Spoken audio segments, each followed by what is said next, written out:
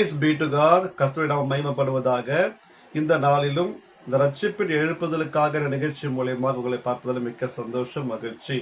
இந்த குட் ஃப்ரைடேல கூட கர்த்தருடைய வார்த்தையை பகிர்ந்து கொள்ளும்படியாக உங்க மத்தியில வந்திருக்கிறேன். இந்த நாளில கூட நம்ம எல்லாரும் ஒரு மனதோடு சேர்ந்து இயேசு நமக்காக செய்த சகலவற்றை நாம் இன்றைக்கு தியானிக்க போறோம். குறிப்பாக அவருடைய இறுதி நாட்களில் சிலுவை குறித்தான தியானத்துக்குள்ள நாம வந்திருக்கிறோம். இன்னைக்கு நமக்கு தெரியும், இந்த கடந்த 40 நாட்களாக லெந்து நாட்கள் என்று அனுசரிக்கப்பட்டு அநேக கிறிஸ்தவர்கள் இந்த நாள்ல உபவாசம் இருப்பதும் ஆலயங்களுக்கு செல்வதும் சிலுவையை குறித்து தியானிப்பதிலும் அதிகமாய் மும்முரமாய் இருக்கிற நாட்கள் என்பதை நாம வழக்கமாக அறிந்தது ஒன்றுதான்.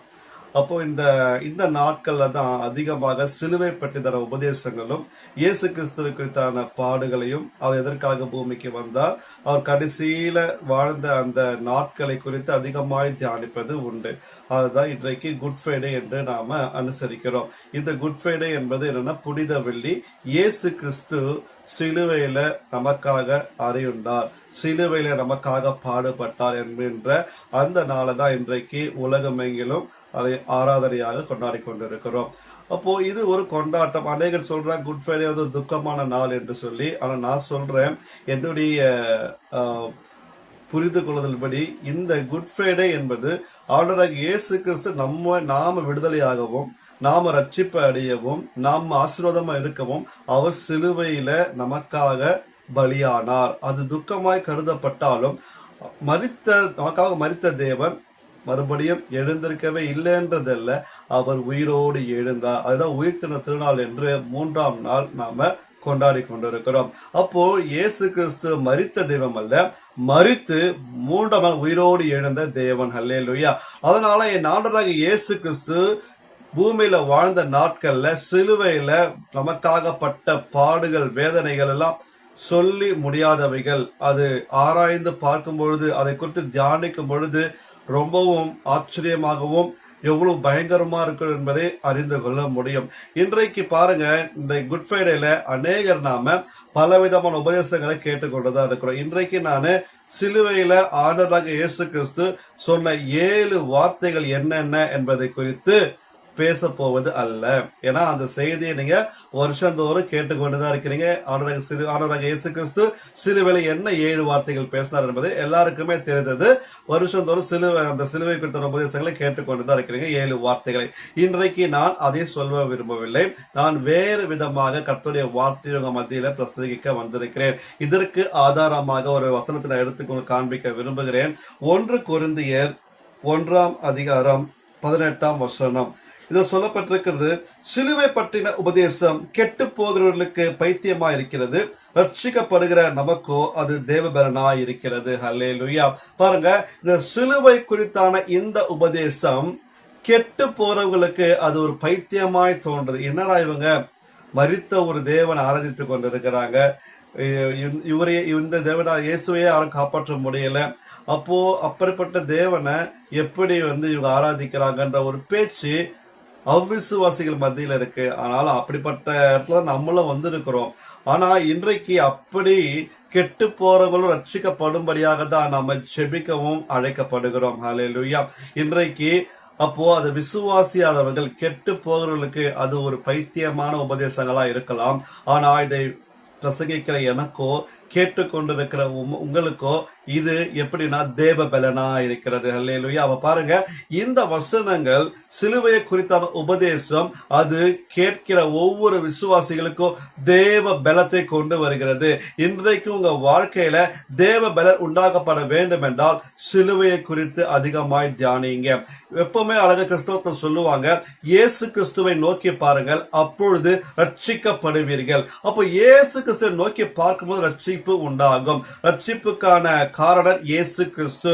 எப்படிங்க ரட்சிப்பு உண்டாகும்? இப்ப நான் உங்களுக்கு சொல்றேன், ஒருத்தர்கிட்ட போய் உங்களை பார்க்க சொல்றேன், நீங்க இன்னார போய் பாருங்க, எங்க அப்பா கிட்ட போயிட்டு நான் இந்த பொருளை வாங்கிட்டு வாங்க அப்படின்னு நான் உங்களுக்கு ஒரு ரெக்வஸ்டா பண்றேன்னு நினைச்சீங்க. நீங்க என்ன பண்ணுவீங்க?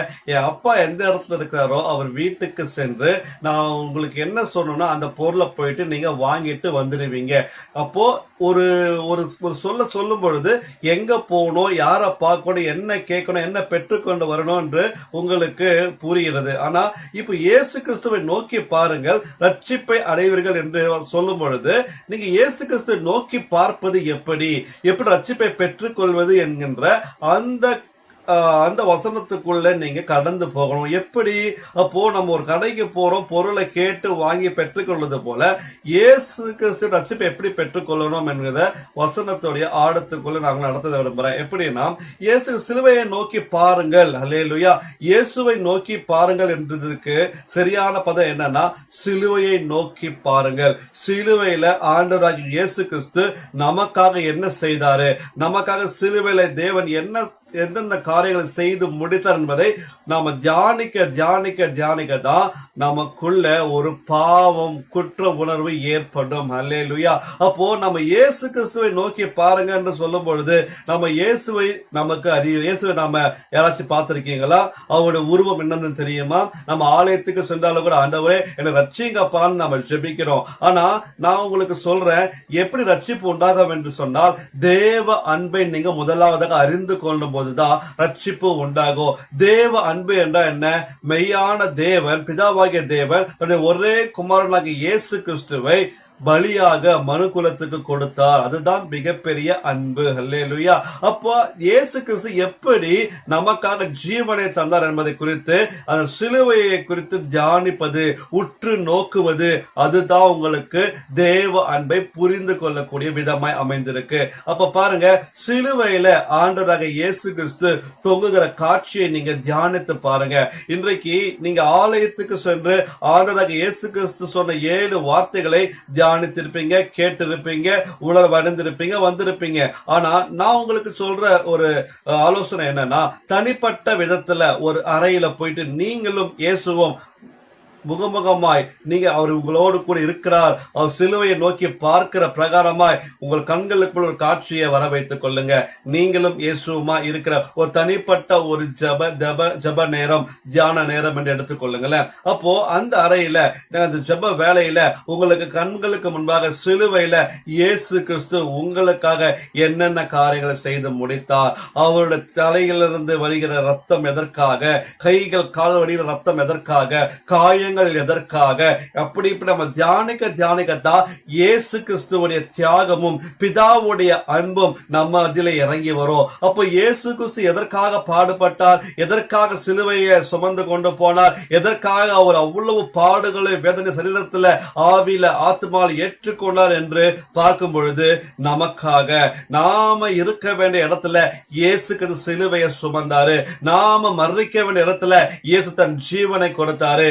பாவம் செய்த நாம பாவம் அறியாத அவர் நம்முடைய பாவங்களை சுமந்தார். ஹல்லேலூயா. அவர்கிட்ட ஒரு குற்றமும் இல்லை, அவரிடத்துல ஒரு பாவம் கண்டுபிடிக்கப்பட்டதும் இல்லை.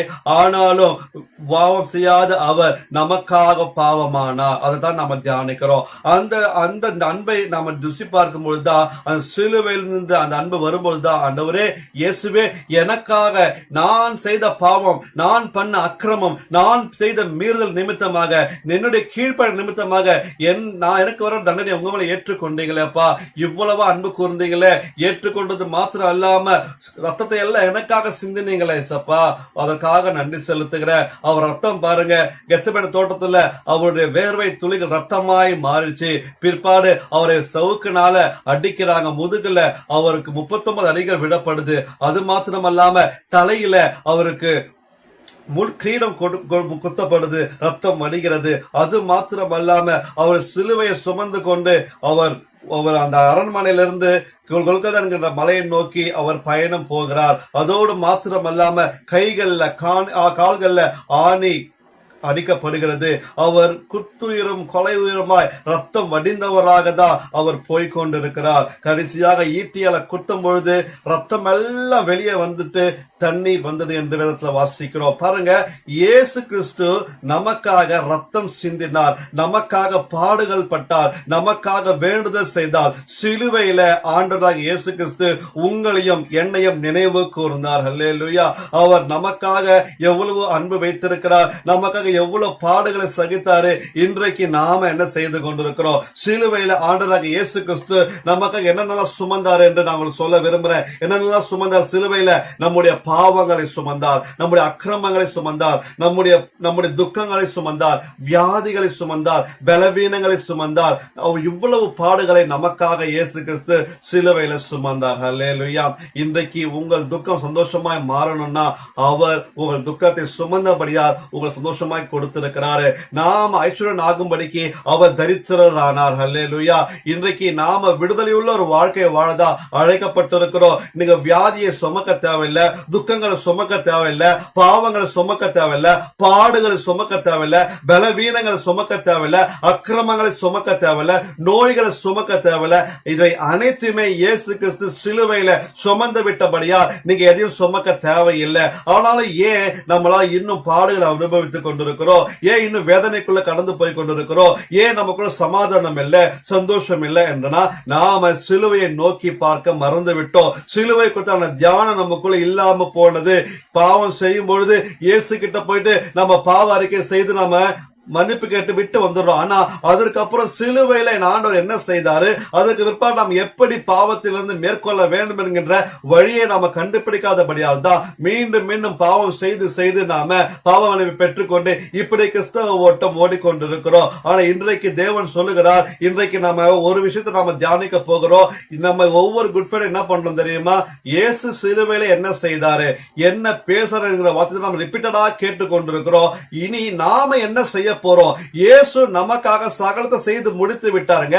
இன்றைக்கு நாம என்ன செய்யணும், நாம என்ன செய்ய வேண்டும், அழைக்கப்படுகிறோம் என்பதை குறித்து இன்றைக்கு உங்களோட பேச வந்திருக்கிறேன். ஹல்லேலூயா. பாருங்க, ஒவ்வொரு குட் ஃப்ரைடே அன்னைக்கும் ஒவ்வொரு வார்த்தைகளும் சொல்லப்பட்டு வருகிறது. எல்லா திருச்சபையிலும் இயேசுடைய பாடுகள், அவருடைய வார்த்தைகளை குறித்து தான் நம்ம ரிப்பீட்டடா கேட்டுக்கொண்டிருக்கிறோம். எல்லாருக்கும் தெரிந்த விஷயம் தான். நம்ம ஆலயத்துக்கு போகிறோம், இயேசு கொடுத்த வசனத்தை நாம கேட்கும் பொழுது நமக்குள்ள துக்கம் வருது, கவலைப்படுறோம், நம்ம வேதனை அடைகிறோம், நம்ம மன்னிப்பு கேட்கிறோம். கரெக்ட் தான். அதோடு துக்கமுகமாய் காணப்பட்டு நம்ம அன்னைக்கு நான் சமைக்கிறது இல்ல, துக்கமுகமாய் காணப்படுறோம். வீட்டுல வந்து என்ன பண்றோம், நம்ம கஞ்சி செஞ்சு சாப்பிடுறோம், அப்புறம் மோர் குடிக்கிறோம். இப்படி எவ்வளவு காரியங்கள் நம்ம பண்றோம் சடங்காச்சாரமா.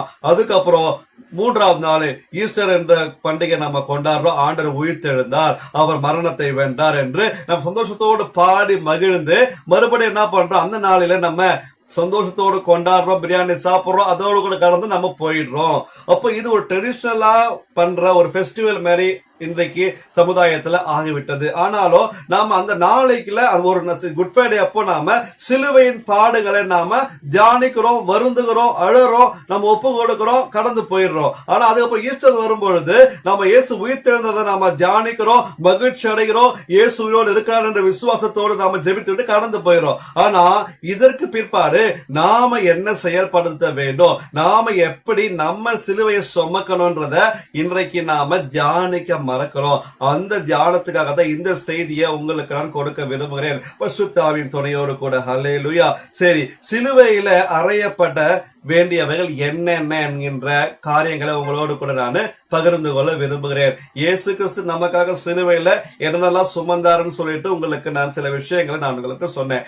இன்றைக்கு சிலுவையில நாம எந்த எவைகளை எல்லாம் அறையப்பட நாம் ஒப்பு கொடுக்க வேண்டும் என்கின்றது தான் இன்றைக்கு உங்களோடு கூட பகிர்ந்து கொள்ள விரும்புகிறேன். முதல்ல கலாத்தியர் 5ஆம் அதிகாரம் 24ஆம் வசனத்தை எடுத்துக்கொள்ளலாம். கலாத்தியர் 5ஆம் அதிகாரம் 24. இவைகளை நாம் என்ன பண்ண போறோம்னா, படிப்பது மாத்திரம் அல்லாமல் இவைகளை நாம் என்ன பண்ணணும், தியானிக்க போகிறோம். தியானிக்கத்தான் நமக்குள்ள என்ன வரும்னா கர்த்தருடைய வார்த்தைகள் செயல்படுத்த முடியும். இன்றைக்கு நான் உங்களுக்கு சொல்ல போற ஒவ்வொரு வசனங்களும் நீங்க எப்பவோ கேட்டதில்ல, நீங்க அடிக்கடி கேட்கிற வசனங்கள் தான் என்பதை நினைவில் கொள்ளுங்க. கலாத்தியர் 5ஆம் அதிகாரம் 24ஆம் வசனத்தை எடுத்துக்கொள்ளுங்க, நாம வாசிக்கலாம். கலாத்தியர் 5:24. கிறிஸ்துவினுடையவர்கள் யாரு? நீங்கள், நான் யாரு? கிறிஸ்துவினுடையவர்கள், கிறிஸ்தவர்கள், இயேசுவை ஏற்றுக்கொண்டவர்கள், ரட்சிக்கப்பட்டவர்கள், ரத்தத்தால கழுவப்பட்டவர்கள், மீட்கப்பட்டவர்கள், எல்லாரு கிறிஸ்து உடையவர்கள். தங்கள் மாம்சத்தையும் அதன் ஆசை இச்சையை சிலுவையில் அறைந்திருக்கிறார்கள். ஆமென். இன்றைக்கு நான் உங்களுக்கு சொன்னேன், நீங்க நம்ம ஆலயத்துக்கு போறோம் வரோம், நம்ம இயேசு குறித்தான பாடுகளை குறித்து கண்ணீர் வடிக்கிறோம், எல்லாம் சரிதான். இன்றைக்கு நாம அடுத்து என்ன செய்யணும் தெரியுமா? என் இயேசு என் பாவத்தை சுமந்தார்னு விசுவாசிக்கிறீங்க, அன்பு செலுத்துறீங்க, அழறீங்க, எல்லாம் சரி. இன்றைக்கு நாம என்ன பண்ணணும் தெரியுமா? நம்மளுடைய மாம்சத்தையும் நம்முடைய மாம்சத்தின் ஆசை இச்சைகளையும் சிலுவையில அறைய ஒப்பு கொடுக்க வேண்டும். முதலாவதாக பாயிண்ட். ஹல்லேலூயா. இதுவரைக்கும் நம்ம அப்படி பண்ணிருக்கிறோமா? சற்று யோசித்து பாருங்க. ஒவ்வொரு வருஷமும் நாம சிலுவை தியானத்துல வரும்பொழுது அவர் செய்த பாடுகளை தான் நாம தியானிக்கிறோமே தவிர நாம என்ன செய்ய வேண்டும் என்கின்ற காரியத்தை நாம மறந்து போகிறோம். வேதத்துல எழுதப்பட்டிருக்கிறது, இயேசு கிறிஸ்து நமக்கு முன்மாதிரியா இருந்தார். நாம என்ன செயல்படுத்த வேண்டும்? நம்மளுடைய மாம்சத்தையும் அதன் ஆசை இச்சைகளையும் சிலுவையில அறைய ஒப்பு கொடுக்க வேண்டும். ஏங்க அப்படி பண்ணணும்? அதனால எனக்கு என்ன நன்மை அப்படி கேட்கிறீங்க? நம்ம மாம்சம் என்பது நம்ம தேவனை விட்டு கொஞ்சம் கொஞ்சமா இழுத்து கொண்டு போகிற ஒரு காரியமா இருக்கிறது. பாருங்க, மாம்சமும் ஆவியும் ஒன்றுக்கு ஒன்று போராடுகிறது என்று வசனம் சொல்லுகிறது. நம்ம அப்படியே மேல வாசிச்சோம்னா அதே கலாத்தியர் 5ஆம் அதிகாரத்துல 17ஆம் வசனத்தை வாசிக்கிறேன் பாருங்களேன். மாம்சம் ஆவிக்கு விரோதமாயும் ஆவி மாம்சத்துக்கு விரோதமாய் இச்சைக்கிறது. நீங்கள் செய்ய வேண்டும் என்றிருக்கிறதை செய்யாதபடிக்கு இவைகள் ஒன்றுக்கு ஒன்று விரோதமா இருக்கிறது. பாருங்க, மாம்சத்துக்கோ ஆவிக்கோ எப்பொழுது ஒரு போராட்டமும் விரோதமும் வந்து கொண்டே இருக்கிறது. அப்போ இந்த ஆவிதான் தேவனுடைய காரியங்களை ஆராய்ந்து பார்க்க உதவி செய்கிறது. நம்முடைய ஆவியில தான் பரிசுத்த ஆவியாகிய தேவன் வாசம் செய்கிறார். நாம் அவருடைய ஆலயமா இருக்கிறோம். அப்ப பாருங்க, இந்த மாம்சம் நம்மை ஒரு பக்கமா இருக்குது, பூமியை நோக்கி. மாம்சம் மாம்சம் மண்ணை நோக்கி இழுத்து கொண்டே இருக்கிறது. உலகத்துடைய ஆசா பாசங்கள், சிற்றின்பங்கள், மோக இச்சைகளுக்குள்ள நம்மை இந்த மாம்சம் இழுத்து கொண்டிருக்கிறது. இன்னொரு பக்கம் ஆவியானவர் என்ன பண்றாரு?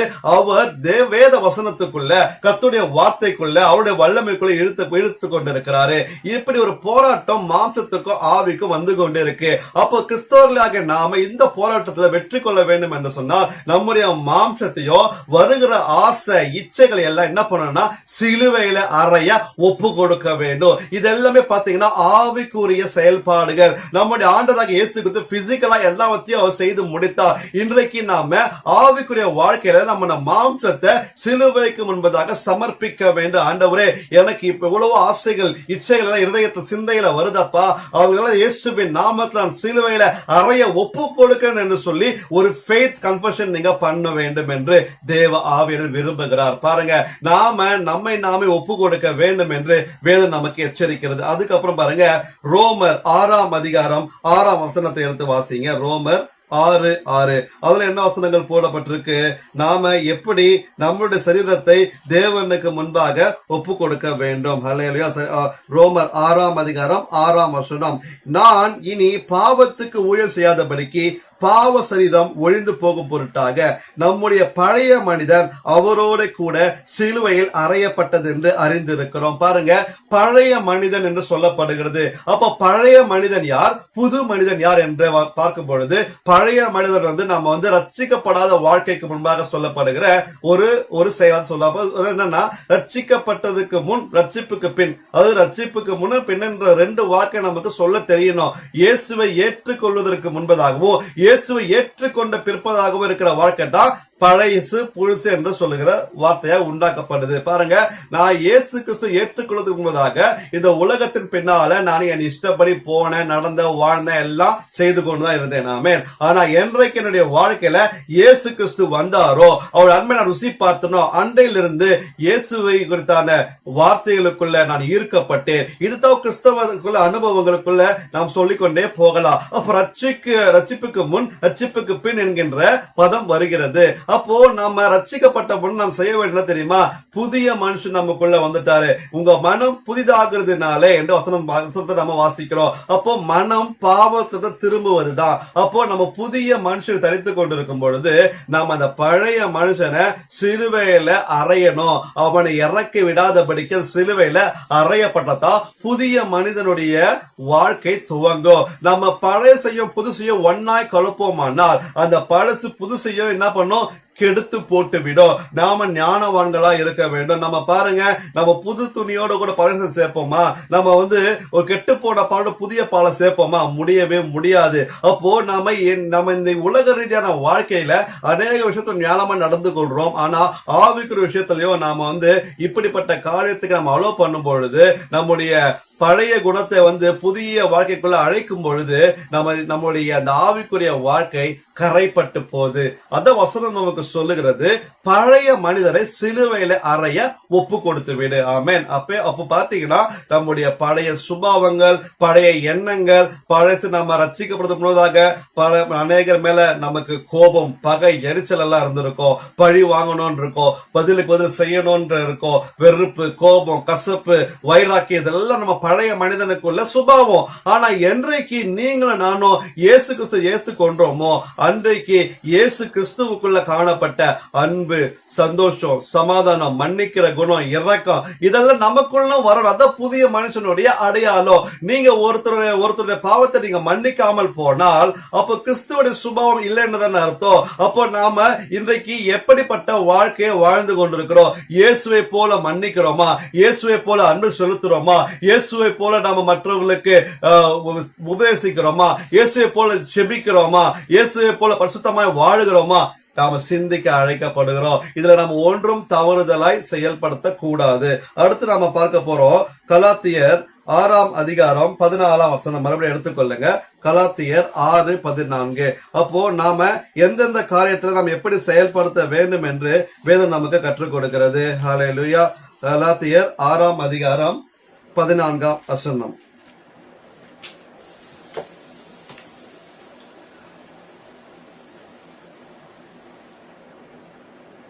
சத்தியம் என்னும் கச்சையை உங்கள் அறையில் கட்டினவர்களாயும் நீதி என்னும் மாங்கல்சத்தை தவிர்த்தவர்களாயும் சமாதானத்தின் சுவிசேஷத்துடைய ஆயத்தம் என்னும் பாதரட்சையை கால்கள் தொடுத்தவர்களாயும் பொல்லாங்கன் எய்யும் அக்கினி அஸ்திரங்களை எல்லாம் அவித்து போடத்தக்கதாய் எல்லாவற்றிற்கும் மேலாக விசுவாசம் என்னும் கேடகத்தை பிடித்துக் கொண்டவர்களாய் நில்லுங்கள். ரட்சணியம் என்னும் தலை சீராவையும் வேத வசனமாகிய ஆவின் பட்டயத்தையும் எடுத்துக் கொள்ளுங்கள். ஹல்லேலூயா. பாருங்க, இந்த இடத்துல பாத்தீங்கன்னா தேவனுடைய சர்வாயுதத்தை தரித்துக் கொள்ளுங்கள் என்று சொல்லப்படுகிறது. இது ஏன் நம்ம எடுத்துக்கொள்ளணும்னா, இது நம்முடைய போர் ஆயுதங்கள். இதை நாம உடுத்தி கொள்ள வேண்டும் என்று வேதம் நமக்கு எச்சரிப்பை சொல்லுது.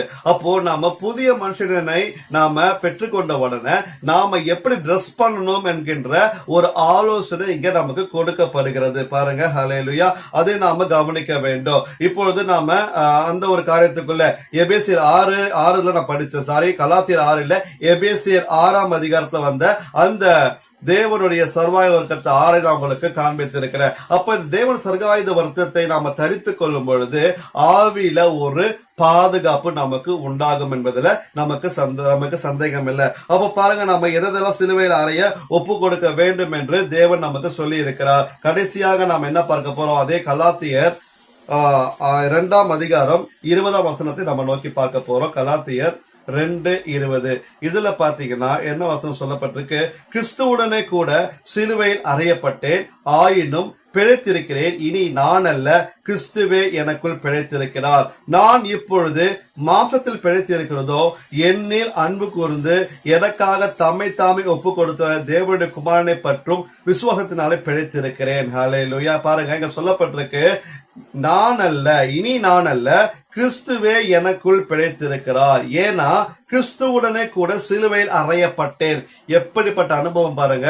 இந்த அனுபவத்துக்குள்ள நீங்களும் நானும் வர வேண்டும் என்று தேவன் விரும்புகிறார். நானும் என்னுடைய ஆசையும் அதன் மாம்சத்தின் இச்சைகளை சிலுவையில அறைய ஒப்பு கொடுத்து விட்டேன்.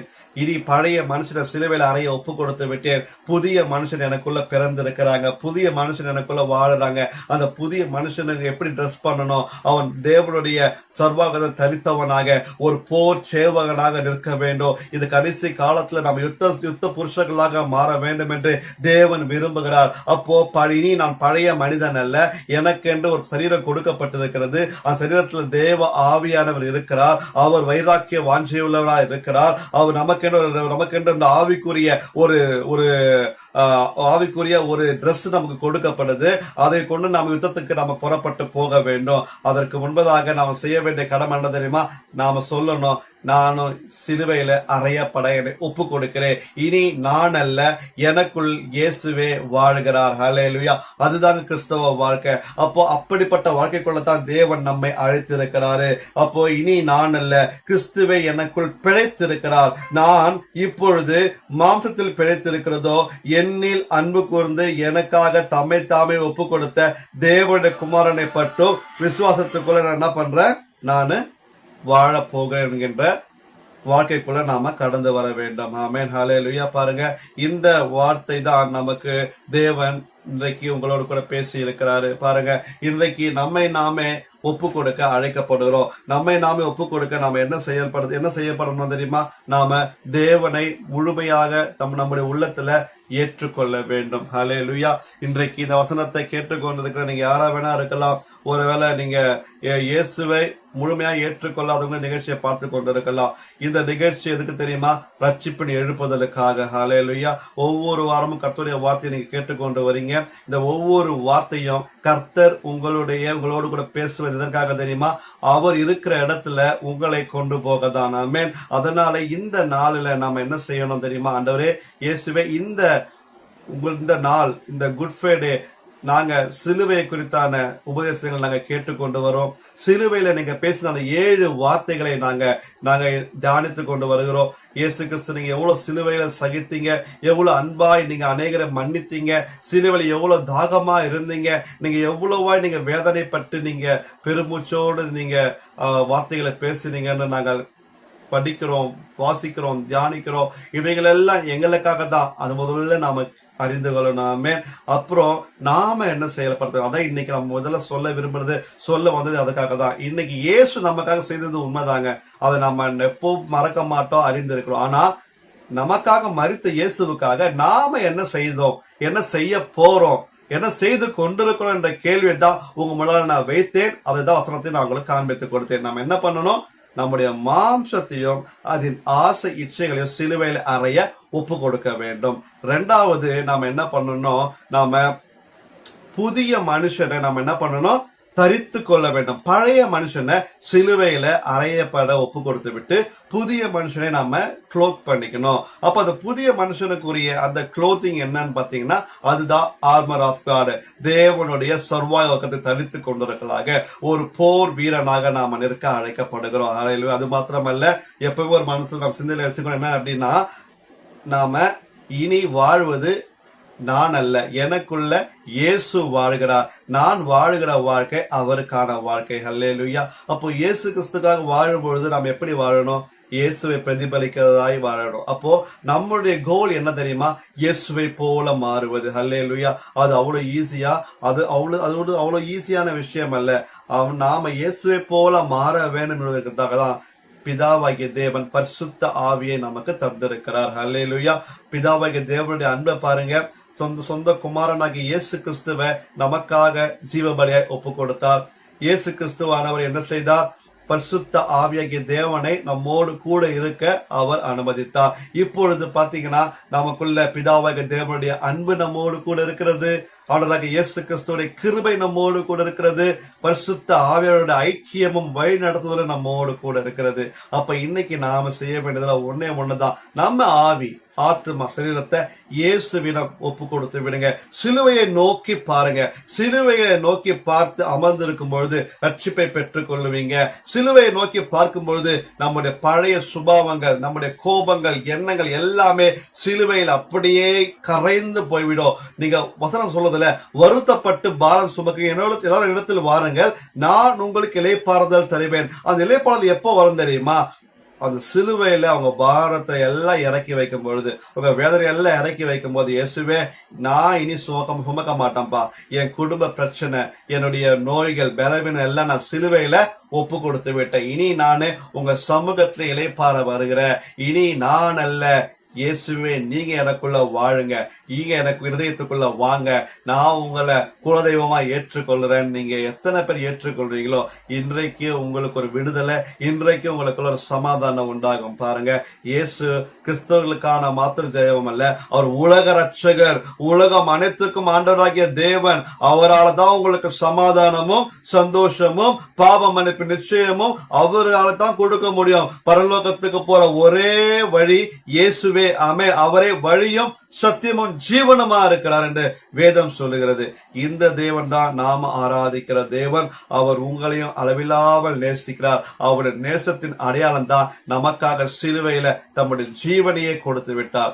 இந்த எண்ணத்தோடு கூட நம்ம செபிக்கலாமா? கண்களை மூடி. ஹல்லேலூயா. பரிசுத்தமுள்ள நல்ல தேவனே, இந்த வேலையிலும் கூட அப்பா சிலுவையை குறித்தான தியானத்துக்குள்ளே நாங்க வந்திருக்கிறோம். அப்பா தேவனே, இந்த நாளில அநேக உபதேசங்கள் சிலுவை குறித்து நாங்கள் தியானித்தது உண்டு.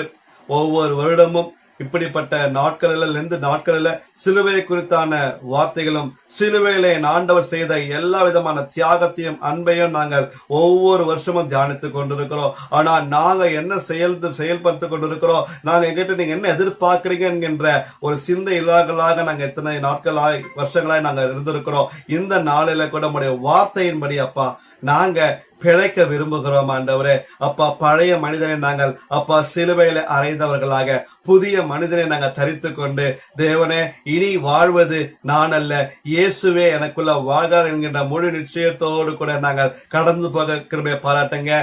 சிலுவை எனக்கு முன்பாகவும் உலகம் எனக்கு பின்பாகவும் இருக்கட்டும் கர்த்தாவே. சிலுவையை நோக்கி நம்முடைய ஓட்டத்தை ஓட தேவன் அழைக்கிறார். இந்த செய்தியை கேட்டுக்கொண்டிருக்கிற, செபத்துல பங்கு கொண்டிருக்கிற ஒவ்வொருவருக்காகவும் இப்பொழுது செபிக்கலாமா? ஹல்லேலூயா. பரிசுத்தமுள்ள பிதாவாகிய தேவனே, இந்த வேலையில கூடப்பா இந்த செய்தியை பார்த்து கொண்டும் கேட்டுக்கொண்டிருக்கிற ஒவ்வொரு வாழ்க்கையிலையும் அப்பா உண்மையான ரட்சிப்பை பெற்றுக் கொள்ளவோ அப்பா அவங்களுடைய மாம்சத்தை அநேக நேரத்துக்குள்ள அப்பா அநேக நேரத்துல இழுத்து கொண்டிருக்கிற போராட்டங்கள் எல்லாம் அவங்க சிலுவையில அறைய ஒப்பு கொடுக்கட்டும். ஆண்டவரே, நீங்க சிலுவையில அறைய ஒப்பு கொடுக்காவிட்டால் ஆண்டவருடைய காரியங்கள் உங்கள் வாழ்க்கையில அது தடைப்பட்டு கொண்டுதான் இருக்கும். இன்றைக்கு ஒரு முடிவெடுங்க. எனக்குள்ள நெருங்கி வருகிற பாவங்கள் பலவீனங்கள் அனைத்தையும் சிலுவையில நான் ஒப்பு கொடுத்து விட்டேன். இனி நான் பரிசுத்தத்தோடு விடுதலையோடு சுகத்தோடு வாழ அர்ப்பணிக்கிறேன் என்று சொல்லி பாருங்களேன். நாம செய்ய வேண்டிய காரியங்கள் எல்லாம் தான் இயேசு கிறிஸ்து நமக்காக சிலுவையில் செய்து முடித்து விட்டார். இனி நீங்க சுமக்க தேவையில்லை. உங்கள் பாடுகளை, வேதனைகளை, நோய்களை எது நீங்க சுமக்க தேவையில்லை. கமிட் பண்ணுங்க, ஒப்பு கொடுங்க, சப்மிட் பண்ணுங்க. என் இயேசு சிலுவையில் அனைத்து சுமந்து விட்டார், இனி நான் சுமக்க வேண்டியதில்லை என்று சொல்லி நீங்க தீர்மானம் எடுக்கும் பொழுது உங்கள் வாழ்க்கையில, உங்கள் சரீரத்துல, ஆவியில, ஆத்மால ஒரு விடுதலை இயேசுவின் நாமத்துல உண்டாக போகுது. ஆமென். ஹல்லேலூயா. இப்பொழுது இந்த வார்த்தை கேட்டுக்கொண்டிருக்கிற ஒவ்வொரு வாழ்க்கையிலும் ஒரு விடுதலை உண்டாகட்டும். அப்பா நீங்க விடுதலை கொடுங்க. ஒரு பரிசுத்த வாழ்க்கைக்குள்ளாய் நடத்தி செல்லுங்க. அப்பா உங்க நாம மகிமைப்படுவதாக. தேவனே, இந்த நாளிலும் கூட ஒரு வசனத்தை தியானித்து எங்கள் மேல உங்களுடைய கிருபை அளவில்லாமல் இறங்கட்டும் கர்த்தாவே. தேவனே, உங்களுடைய அன்பு, சிலுவையின் அன்பு, இயேசுவே உங்களுடைய அன்பு எங்கள் உள்ளத்துக்குள்ள வருவதாக. பரிசுத்த ஆவியானவர் தேவ அன்பை எங்கள் இருதயங்களில நதி போல ஊற்றி தேவ அன்புக்குள்ள நடத்த வேண்டும் என்று நாங்கள் செபிக்கிறோம். உங்க நாம மகிமைப்படட்டும். இதை பார்த்து கேட்டுக்கொண்டிருக்கிற ஒவ்வொரு வாழ்க்கையிலும் உங்களுடைய அன்பின் செயல்கள், அன்பின் வெளிச்சம் வீசும்படியாய் செபிக்கிறேன். அப்படியே செய்ததற்காக உமக்கு ஸ்தோத்திரம், நன்றி. எல்லா துதி கன மகிமையெல்லாம் உமக்கு செலுத்துகிறோம். இயேசு கிறிஸ்துவின் வழியில் நம்பிக்கையான பிதாவே. ஆமென், ஆமென், ஆமென். ஹல்லேலூயா. இந்த செய்தி உங்களுக்கு பிரயோஜனமா இருக்கும் என்று விசுவாசிக்கிறேன். தொடர்ந்து சிலுவை குறித்தான தியானத்துக்குள் அமர்ந்திருங்க. சிலுவையின் வழியா வருகிற அந்த அன்பு உங்கள் வாழ்க்கையை கண்டிப்பாக மாற்றும், கண்டிப்பாய் தொடும். ஆண்டவர் உங்களையும் அநேகருக்கு ஆசீர்வாதமாய் பயன்படுத்துவாராக. ஆமென்.